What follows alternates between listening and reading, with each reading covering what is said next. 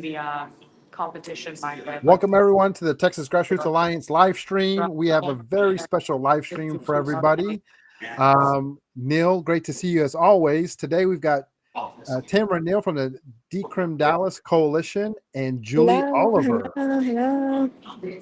Hi, everyone. Hello, everyone. All right, Nice. well, we're Okay. really excited to talk about this. Tamara, you look like you're in a very specific location. Do you want to share with us where you're at and what's going on?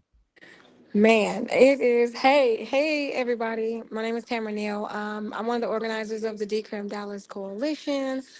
We worked with an amazing organization that was founded by Julie Oliver called Ground Game to bring decriminalization and, subordinately, decarceration about low-level marijuana offenses, which highly affect our Black and Brown communities locally in the city of Dallas, which is the eighth largest city in America.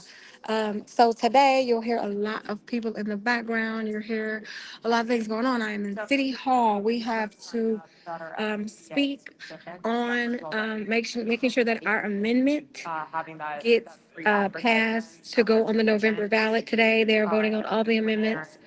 And now they were supposed to go earlier at not between 9 and 11, but they pushed us back to 1 to 4. So as you can see, I'm in City Hall. So yes, we're in the thick of it.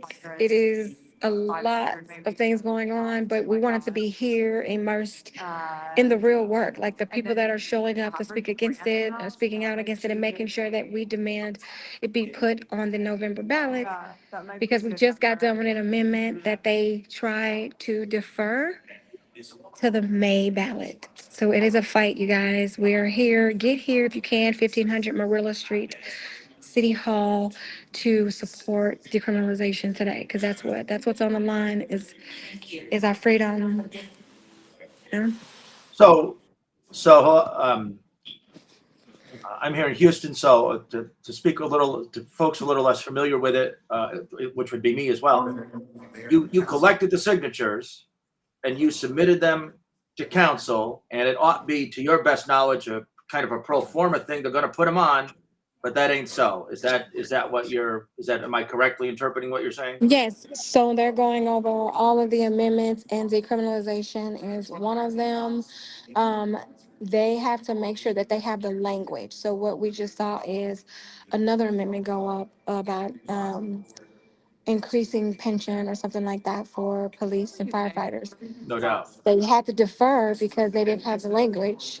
And so by the city council has to all agree. So they were not agreeing. So they haven't called us yet.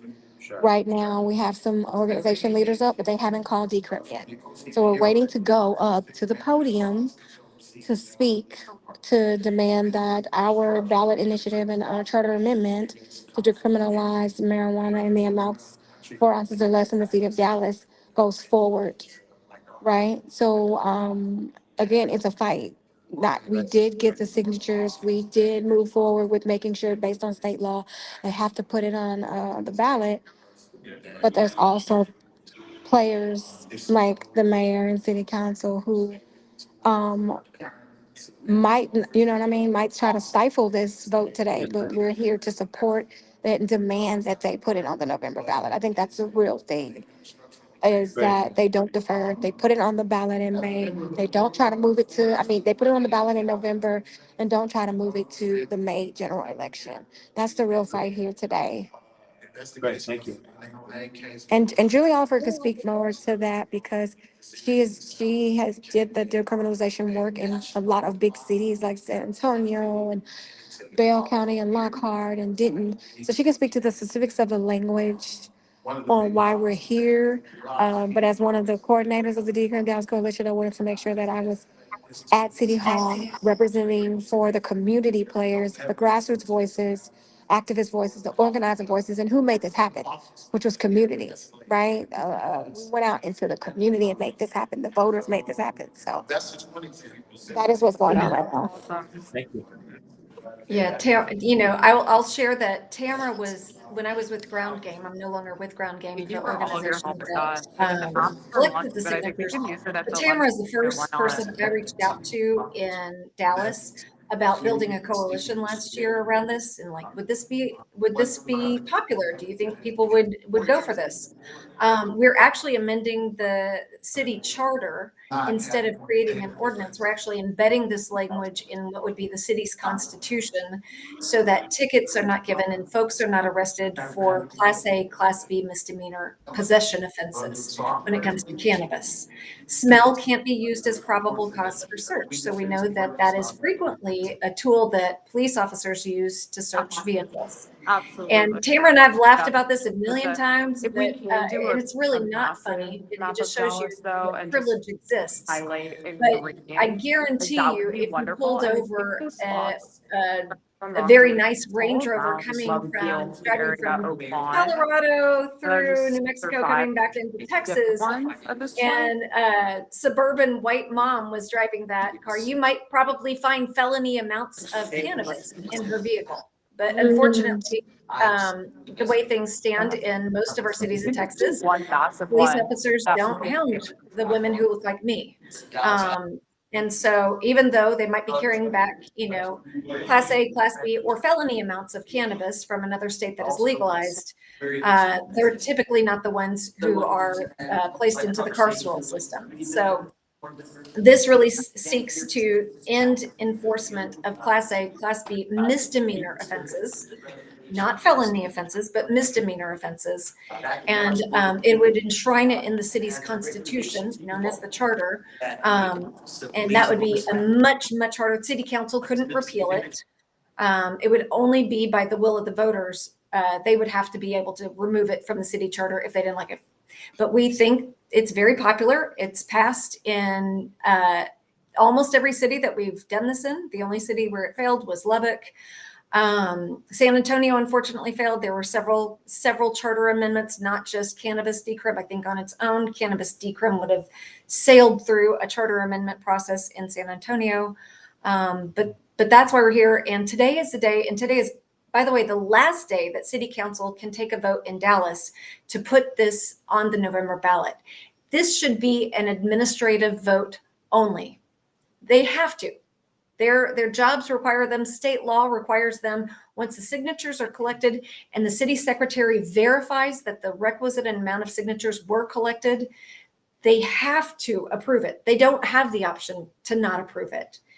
And if they do not take the vote today, it will not be on the November ballot, because Texas has a law also that says August 19th is the very last day that you can put anything on the ballot.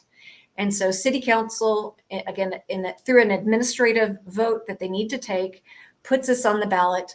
And if they don't take that vote today, if they wait 1 week and take that vote, that pushes it to the May ballot, because Texas law says you have to have that vote by August 19th for this year's election in November. Yeah, Absolutely. That's it. sounds Truth like to a power. Cop City deal where they won't put it on. Right. Yeah, I think it looks awesome. Yeah. It- Except the organizers here worked in the time frame that is allowed by state law. Tamara herself, right. heavily involved from day one. I would say not even day one, day -1. Like this, there's a lot of work that goes into this, and Tamara was involved heavily. So Right. yeah, go ahead, Tam. Yeah. No, thank you, Julie. That was truth to power. Thank you for doing that. Speaking to what we need right now, right? I did get up and kind of show you all what's going on, because it's getting steamy in the chambers right now. Like, pushing back on some of these amendments. They're now looking at the language of another amendment, and they keep using this defer language. Defer, well, we can defer. No, you can't. We're here to make sure you do not defer. Get the language right. Made it very clear, the language that you all had written was even utilized in some of your other fights to decrim around Texas. So, like Julie was saying, we've been working on this work. I think this is what ushered them into Dallas, because we've been working on low-level misdemeanor arrests for years.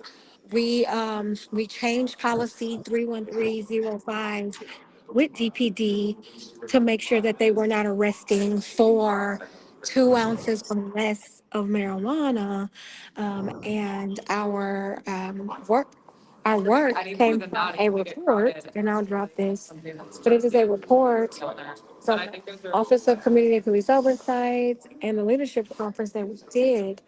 This report literally shows our data, Dallas policing data, right? That we got through for Freedom of Information Act FOIA requests, and using some of the front-facing data that Dallas does give us access to. We use that data to show misdemeanor arrests as a whole, right? We show we show public intox. We showed criminal mischief, trespassing. We show low-level marijuana misdemeanor arrests in this report. And we put out this report on the third anniversary of George Floyd's murder, right? To move the conversation forward around why is the disparities here in the city of Dallas, where Black people make up 24% of the population. But this report literally shows from the data we got from DPD that we're 69% of the arrests, right? And this is for those low-level misdemeanor arrests that are involved marijuana for 2 ounces or less. And what it showed is that even after we changed the policy, they're still arresting for it. This is why I'm very happy that Julie, when she was with Ground Game, she was able to say, hey, in this language, we want to embed a report that DPD has to show us that they're actually not arresting for 4 ounces or less anymore, because we need to hold the parties that be accountable, right? So we see that, we saw that. So that's why she says, we've been doing the work, and we're very grateful that Julie found us and that we can move the Decrim Dallas Coalition forward to say, let's go ahead and let's give the people something they want to vote for, right? Let's give the voter base, making a new voter base with the Gen Zers and the millennials, and they're excited to vote on this because it's something that affects their day-to-day life. These interactions over low-level misdemeanor arrests, they turn deadly, they turn excessive force, they turn to so many different things, and they completely erode the quality of life of our people on the ground. You know what I mean? So that's why I'm here. That's why I'm in City Hall. I'm looking at the screen while I'm talking to you all. They're still trying to figure out language. What is the language going to look like? So that's just really important that I'm so glad that our language is very clear, concise. And what we're demanding is like, put our charter amendment at the top of the ballot, at the top of the charter amendment ballot, make our language easily readable for the voter, right? And things like that. That's what we're here for. Well, and I'll also share, like, the way that a charter amendment works through state law is you can only amend a city's charter no more than once every 2 years. So if we don't, well, let's say this goes on the November ballot, the city of Dallas would not be able to amend their charter again for at least 2 years. So that would be November of 2026. That would be the first opportunity. So that even this talk about deferring some of this to May, you can't put marijuana decrim on the November ballot and then push everything else off to next May. That will not work under state law. You can't do it. I will also say that the city of Dallas had a charter review commission. They've been working on this for the better part of this entire year. So for them to decide today that they don't like some of the language in their own proposed charter amendments seems very suspicious, because they've been working on this for about 8 months now. So it should not, the language of their own charter amendments should not be a surprise to them, because they're the ones who are proposing it. This is a delay tactic meant to keep the marijuana amendment charter off the November ballot and push it to May. Sorry, my dog, I'll have a little puppy in the background. It's meant to be a delay tactic to push this to May of 2025, which is a low turnout election. So many people don't know that we have elections in odd years in Texas. We do. And that's what this would be. They want to push this to May 2025 in the hopes that this particular charter amendment will fail. So for them to say that they're unsure of the language of their own charter amendments I'm calling bullshit on it. I'm just going to say it like it is. It's bullshit because they've been working on their own charter amendments for 8 months. So before we go to Alex's next question, you're watching Texas Grassroots Alliance Live, and this is a series of programs that Alex and I and other hosts, members of the Texas Grassroots Alliance, have been doing for some months now to give a platform to grassroots activists across the state. I'm in Houston, we're talking to Dallas today, but we have folks in rural areas, across the regions, smaller towns. We're trying to create networks of support, financial support, numerical support for for grassroots activism. We are providing platforms for grassroots activists to use their talents in a way that isn't inherently beholden to networks that end with elected officials, that autonomous actors have the ability to go. And so that's what you're watching today is Texas Grassroots Alliance live stream. And if you're watching the program, share word with others. If you're watching it after our broadcast here on Wednesday afternoon, share it around and look for our upcoming shows. Thanks. Yeah, Julie, Tamara, this has been so insightful to be able to have y'all on the live stream to talk about this very important issue that impacts so many in Dallas County and the efforts that it took to get it to this point. And with all of those efforts, still there are efforts to try to stop it, to delay it, to lessen its impact and everything. I'd love to get y'all's perspective of why the grassroots organizing efforts and organizers a part of this effort are so essential for something like this to happen. We know there's organizations that are out there, and we know there's folks who are going to help with certain aspects of the work. But like y'all said, the on-the-ground work of grassroots organizers through a coalition that came together to do this, a lot of people miss the important impact of what grassroots organizing is all about. Talk to us a little bit about why this effort and the work of grassroots organizers was so essential. Absolutely. If you don't mind me jumping in, Julie, I'm a big fan and proponent of always wanting to emphasize the importance of community organizing and activism in any of the work that we do. Right, because so much of the time, the community organizing and activism part of this work is really not lifted up. Right, we're left to be called agitators. Right, we are left to be called troublemakers. But you have to understand that a lot a lot of this work that has happened would not be here if it wasn't for the coalition bodies, if it wasn't for the local community organizers, if it wasn't for the grassroots organizers, if it wasn't for activism. You know what I mean? What I will say is don't believe the hype. Don't believe the fear mongering. That's what I would tell everybody. We have a Dallas police chief that is fear mongering our entire community, who has put out 5 articles within the last 5 days saying that he opposes a marijuana criminal decrim 4 ounces or less of for marijuana, cannabis. And this is a fear mongering tactics, and our community sees this, grassroots organizations see this, activists see this, and they start, wondering why. Like, why? For me, it's don't fall for the fear mongering, right? We have a chief that is from a legalized state, from California, that somehow doesn't want it decrimmed in the 8th largest big city in America. How is this, right? This is about money. This is about his substance of choice. This is about the substance that allows him to keep interacting with over 2,000 Dallasites, of people that come through Dallas a year, to lock them up in Lesteret. So for me, I would say this work would not be here without us. It was a group that changed policy 313.05 in 2021. not the police, not the city council, not the city manager, not the city attorney, not the mayor. It was a group of community organizers who were not scared to get out here and speak up about the problems that exist with the disparities of arrest for our Black and Brown community, right? So don't allow the fear mongering to deter you, right?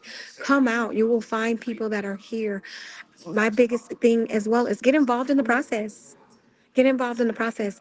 I don't care if it's coming to a community meeting. I don't care if it's coming to City Hall and just finding some people that you think look like you and asking questions. I don't care if it's showing up to the city council town halls. They don't be talking about nothing anyway. You know what I mean? Come to the board trustee education meetings. Come to local, you know what I mean? Just come. Or get involved in organizations that are on the ground, right? I promise you, if you go to Instagram and follow Decrim Dallas, we will find you. We will pipe you in. We will we will give you something to fight for. We will show you the truth. Because what they want to do is control the narrative. All the powers that be want to control the narrative. And most of these amendments outside of Decrim today advance a very Republican narrative of privatization to where we completely don't have the social services we need, right? It advances a very specific type of narrative, right? And so get involved. Get involved because we know that community organizing is the only way. We know that activism is the only way. We know that the grassroots people are on the ground and we know that we have a voice. And when we push back and we have pipelines or resources like we had with the Office of Police Oversight to make reports, to do yearly reporting, right? We can get it done. We just need you to show up. Tamara, We need you to, yes. Go could you ahead. share with folks who are some of the other members of the coalition? Give an uplift or a plug to some of the folks you're working with. You know, I love to do that. So, definitely want to highlight all the people who signed on to the work we're doing today. Wow. So there's, again, the Dallas Community Police Oversight Coalition, Faith in Texas, ICE Out of Tarrant County, In Defense of Black Lives, Measure Austin. We had a state organization to come and do some work with us.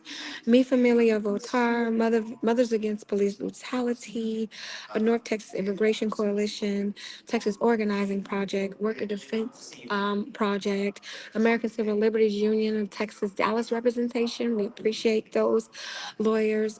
Dallas Action. There was just so many organizations that came. The Dream Team, AFL-CIO, Dallas chapter. Wow, community movement builders. Thank you, thank you, thank you. I mean, just so many amazing organizations that came to the table. And some organizations, you know, don't want to be mentioned in the work, and I understand that, right? But they do provide resources, so you know who you are. Thank you. And just thank you. You know, Texas Cannabis Collective. They have been on ground zero since Decrim didn't.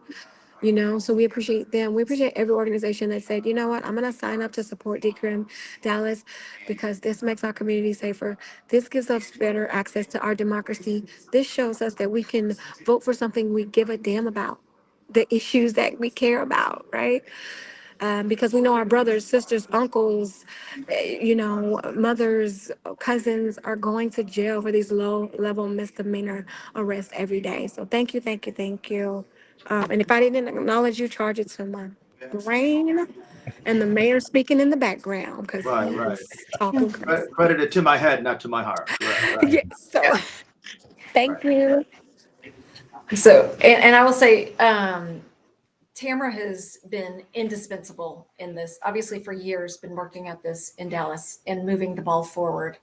But it would not have been, I mean, if you think about who typically gets to have the lunches and the dinners with city council people, it's the people who contribute to them, right? So they have an outsized influence.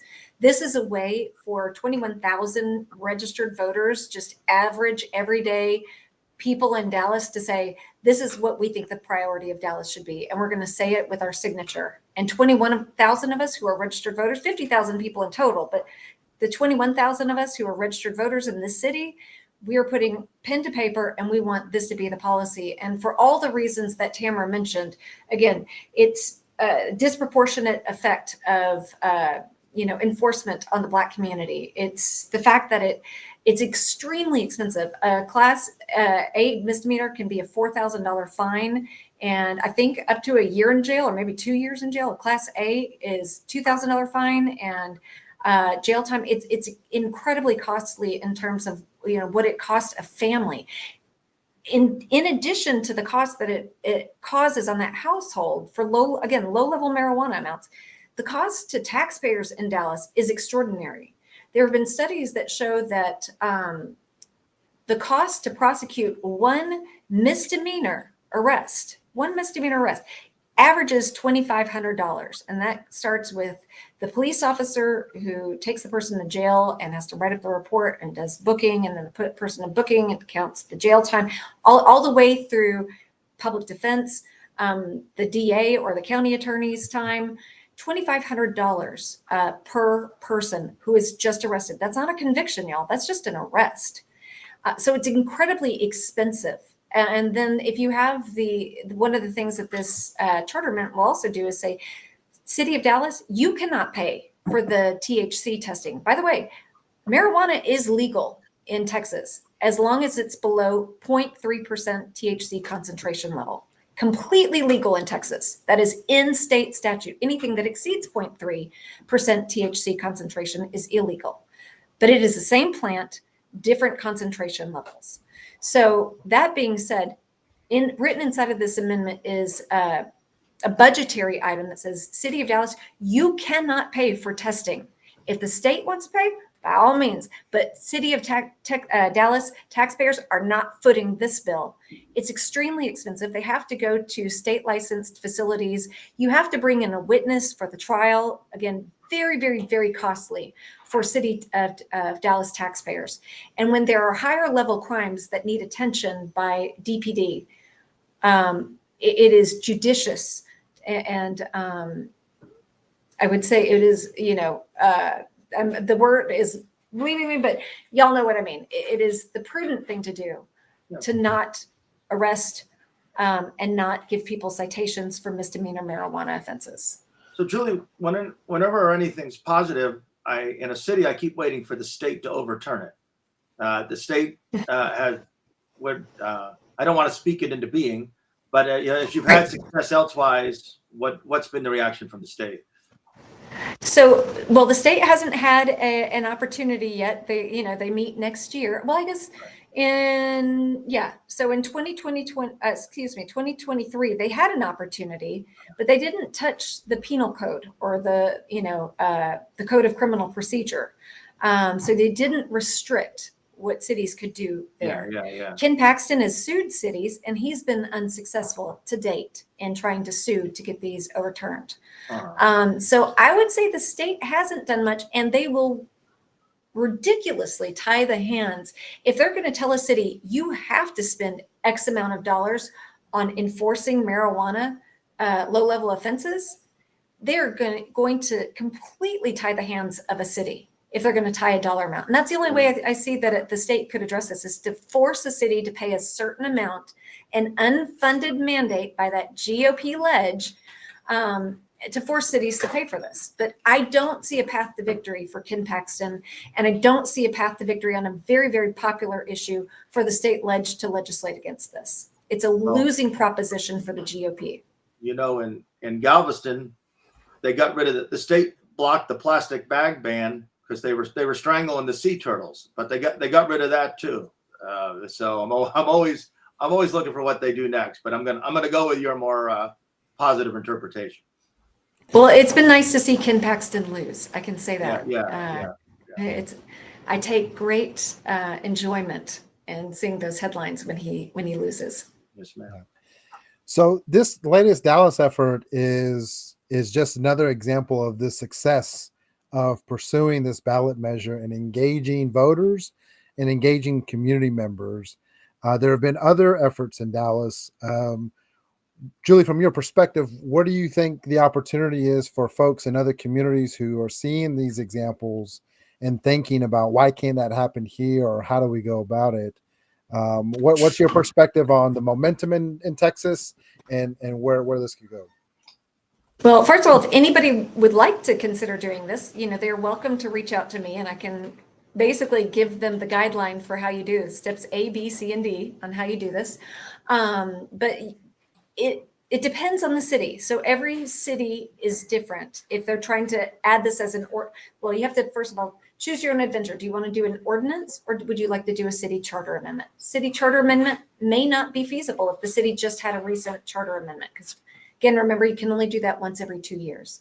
So, and then if it's an ordinance, every city has different signature requirements.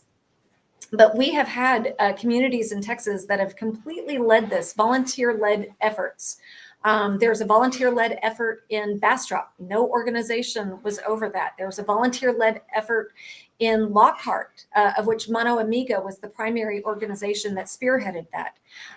There was a volunteer effort in Lubbock. So it can be done by a group of community organizers. You can use the ballot language, update, the numbers for your own city charter or city code of ordinances. Again, if you need help with that, I can help you there. But yeah, there's no reason why you can't do this in your own town, your own city.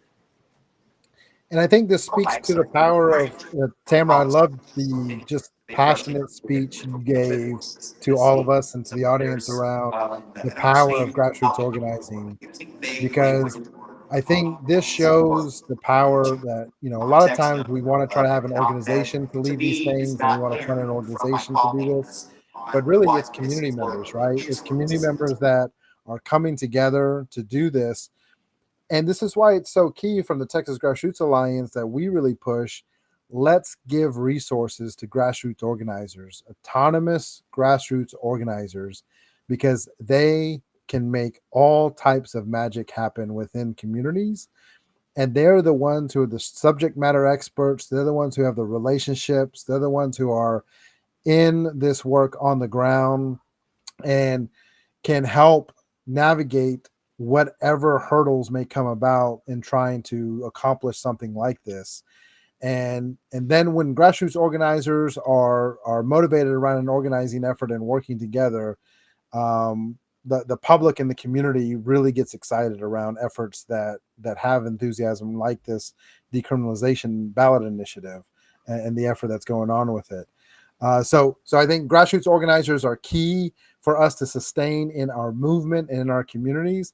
And Tamara, I'd love to get your perspective on what do you think the opportunity is for Dallas organizers who've been a part of this effort? Do you see conversations happening amongst folks around, let's make sure we get resources to this amazing talent so they can keep doing good work in the community in a number of ways?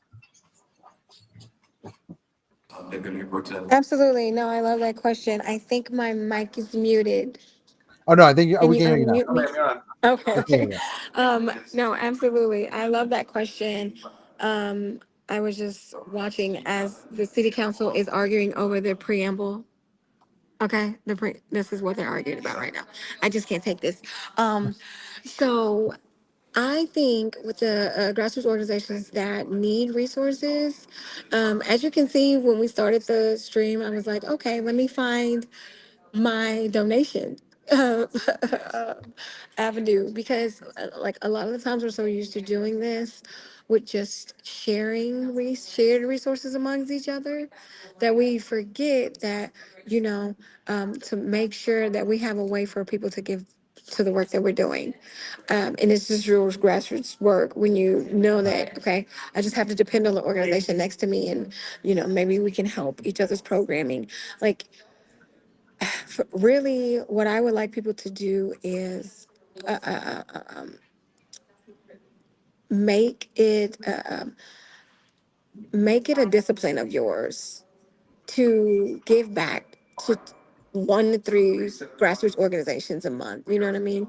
Make it a duty. Make it a habit to say, you know what, I'm going to sacrifice and give some resources, whether that is helping, them get an event together, or saying, hey, I'll sponsor an event, or hey, I'll sponsor this screening for you all. Hey, I know you all want to do this town hall. I'll sponsor this, or like make a very committed decision to do that. I think a lot of the times people they will show up to our events, no matter any of the organizations that I named that kind of helped us move along this work locally. Um, you know, I also want to see organizations provide more funding for those type of organizations. You know what I mean? The bigger nonprofits, make it a duty to pick a different organization this year, somebody that's not used to getting the funding. You know what I mean? Think outside of the box, color outside of the lines, and come grab the smaller organizations, but who are doing a lot of the work on the ground, and to be deliberate about helping us, and be deliberate about providing resources. Um, and that's how I am when it comes to what I do have. Right, what I do have is training skills, leadership skills. What I do know how to do is build coalitions. What I do know how to do is organize people. So even if I can do that for an up and coming organization, that I know will be around when I'm old and senile, I try to say, hey, maybe I can't help you with this. I can't fund you, but I can come in and do training for the entire organization. Like, just don't think that because an organization has a great social media presence that they don't need resources. Don't, just be more deliberate. For the organizations that can help, do it. And then for the households and the families that can help, just give a little bit, a month, or support their donation pool. I mean, give a donation, or you know um share a post, share all posts. Just it really just takes one little small thing, like, because we see we see it, and it makes a difference, and we appreciate you and we thank you. But we're so underfunded on a grassroots level. We're just extremely underfunded. And then the monies that are available, it's like everybody's vying for them, but every household, every person, every voter can make a little bit of a difference. You know what I mean? And just be deliberate. Be deliberate about helping organizations on the ground in Dallas here. And that's And absolutely what we see across Texas. We've talked to well over 500 organizers at this point, and we see 60% are unpaid, 15% are part-time paid or temporarily paid, and 25% who do get full-time pay a lot of times don't have full-time benefits. And a lot of ways we try to help communicate this is like, this is really the blue collar workers in our movement, the blue collar workers in our communities that are on the ground doing this manual labor, building these relationships, have the expertise, have a whole set of skills. And it's really, if we can help support this talent and we can keep this talent connected and working together over the next 10 years, like, the future of what our communities and our state could be, it could truly be transformed. And when we look at the amount of money that people give to candidates and campaigns and larger organizations, we see that if 10% of those funds, just 10%, was given to grassroots organizers directly and put it into their hands, we'd fundamentally change a state as big as Texas. Right. And that's something that we want to help educate people around the work around our communities, that sometimes we don't know how organizing works. What's your metrics? What's what's the numbers? How much does a dollar do? And really, it's about understanding, like, this talent being autonomous and being in our communities and helping sustain them so that they can make those determinations of where those resources need to be allocated and where the impact can be made. That's how we can fundamentally change. And we have to trust these grassroots organizers, because they are already doing the work and they have already earned these resources. We just got to get it to them. So I appreciate that perspective, Tamara. Anything, Julie, from your perspective on that front? Julie, just before you go on, I'm enjoying the cat. Do you remember during the pandemic, there was a courtroom, and there was a lawyer who had a meme of his cat, right? And the judge was cracking up because all the lawyer was just his cat. So I do remember that. I appreciate that memory. Yeah, he was made a loop around the laptop, and then I was like, go sit down. Yeah. That's live TV for you.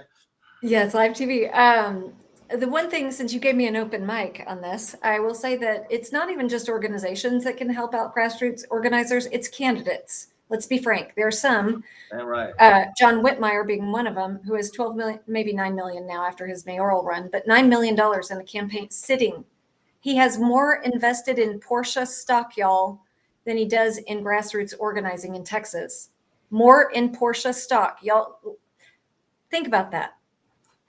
He has a $9 million war chest. He spends $1,000 a month on a BMW lease, and he has done that for years out of his campaign account. Wouldn't y'all rather see $1,000 a month go to grassroots organizing?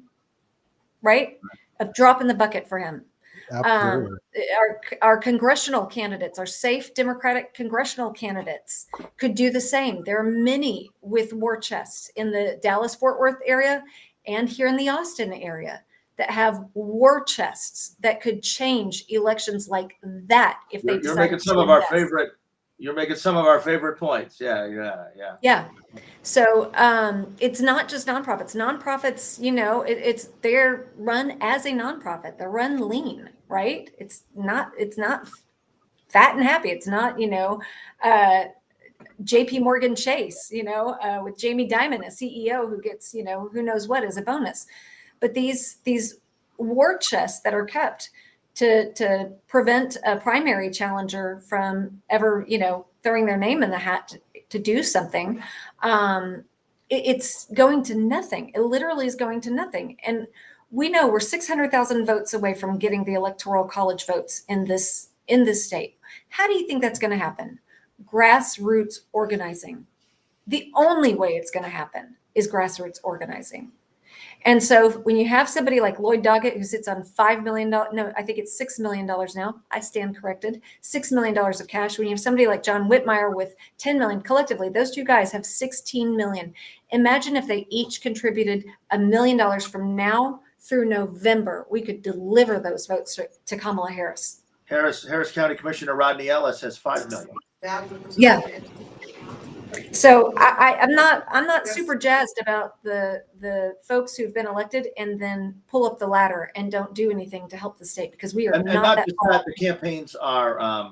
the campaigns are extractive industries.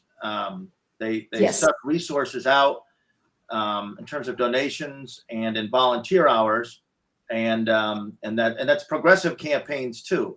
And so that's good. We're glad when progressives win, but then there's Sure. community debt. And we need to change we need to begin to see campaigns as extractive industries. I won't say they're as ugly as a strip mine, but they take a lot of resources out and don't always return them back. 100%. Thank you.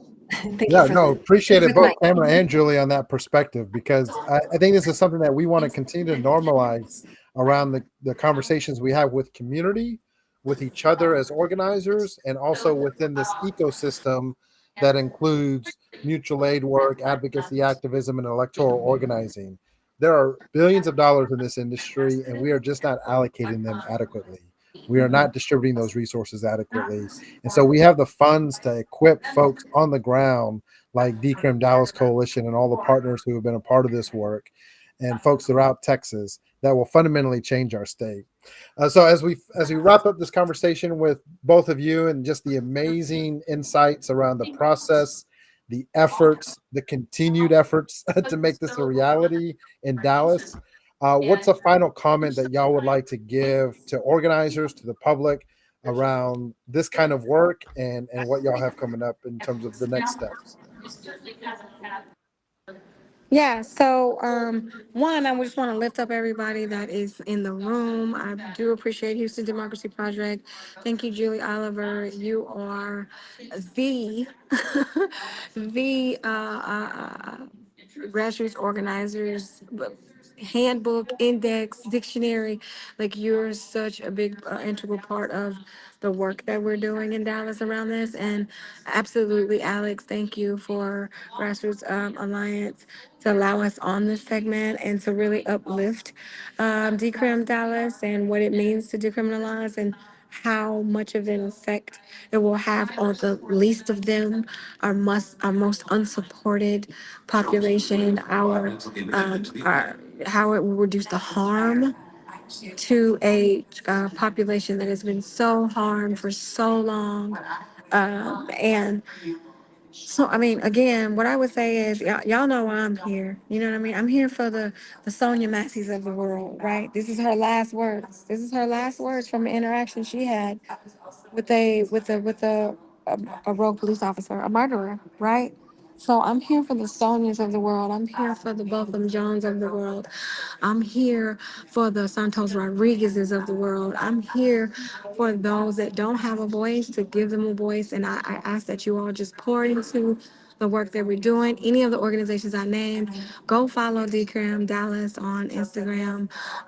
You can definitely email us at decrimdallas@gmail.com. All of our information is posted. I hope to see you in the work we're going beyond here because we have to get in front of these voters.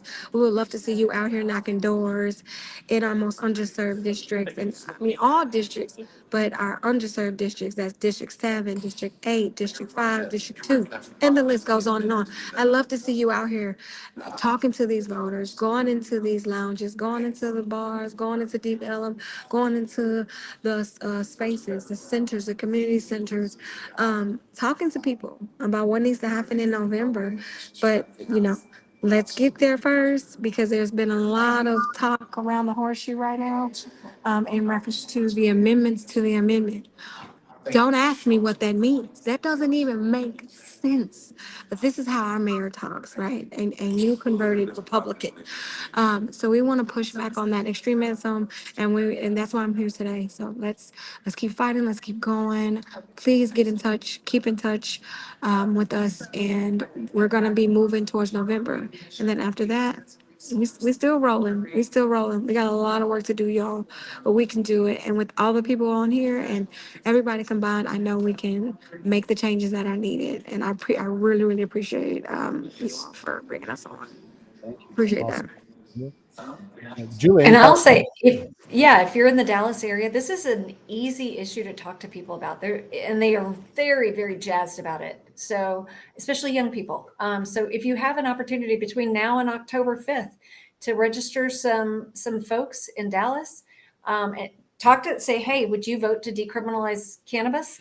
They say yes. Say, well, then are you registered to vote? And if they say no, let's get you registered so that you can vote this November. And by the way, there are some other candidates you can vote for as well. This is a popular issue. There's a reason that only 11 states have not legalized, that the majority of states have in this country. Every state, by the way, around Texas has legalized in some form or fashion. This does not legalize. I want to be clear. Sales of cannabis will not be legal. What this does is it prevents police officers for low-level marijuana possession offenses, prevents them from giving you a ticket or taking you to jail. So it's popular, incredibly popular. I think 80% of Texans want to actually see legalization. This is just one small step in getting us there, but make sure people know about it and then get them out to vote. And if they're not registered to vote, please, please, please get them registered to vote. And the last day to do that in Texas is 30 days before that November 5th election date. That means October 5th.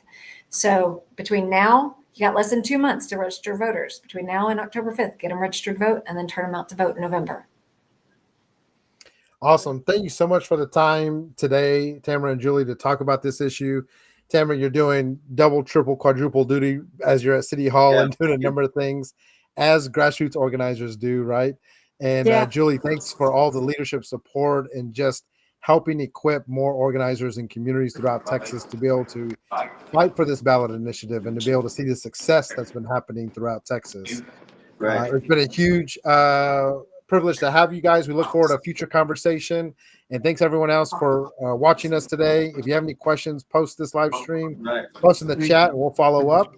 And keep supporting grassroots organizers everywhere you are. Thank you.